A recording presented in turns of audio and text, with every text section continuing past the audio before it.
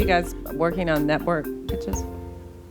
I'm working on all forms. Yeah, I mean, I see. I think that as with the evolution right now of storytelling, I think you're going to see network doing more things like Netflix, where you have serialized storytelling. And so I don't, the big thing is swearing and, those types of things. And so that may be where, the lines, get drawn in terms of, is this a network show or not?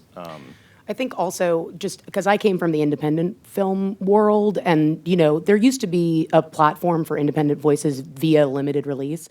Now limited release is used by all the people that broke in the 90s. So like, a voice like myself, or a female filmmaker of color, or a gay filmmaker, or any of these kind of more marginalized voices, like, can't do a limited release because Quentin Tarantino, Darren Aronofsky, and P.T. Anderson all get that platform.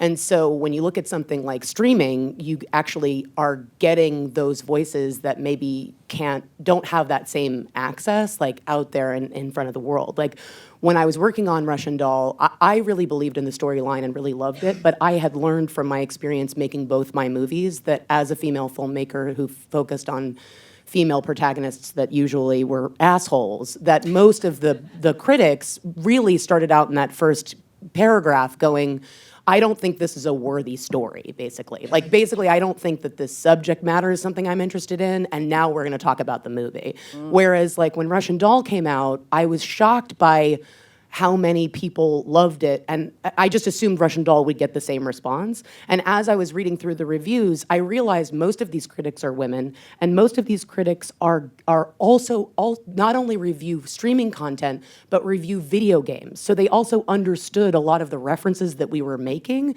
And so you have this, like, you have this platform that is very competitive and very crowded, but you're also reaching kind of a different audience. And I think that you get to tell different stories. I mean, I just watched Ava DuVernay's When They See Us. I mean, holy God. I just don't think you could do that anywhere except Netflix, because she would have gotten all kinds of notes about where's the white savior, where's the person that makes this okay, like, where's the, like, can't you make up somebody to save the, can't we green book this situation, like, isn't there a way we can do this? Like, and for her to be able to tell that story in such a brutal and perfect way, like, I just don't know if there's a limited release platform. I don't know if there's a major studio. I don't know if there are people that would really support her voice in that story that way.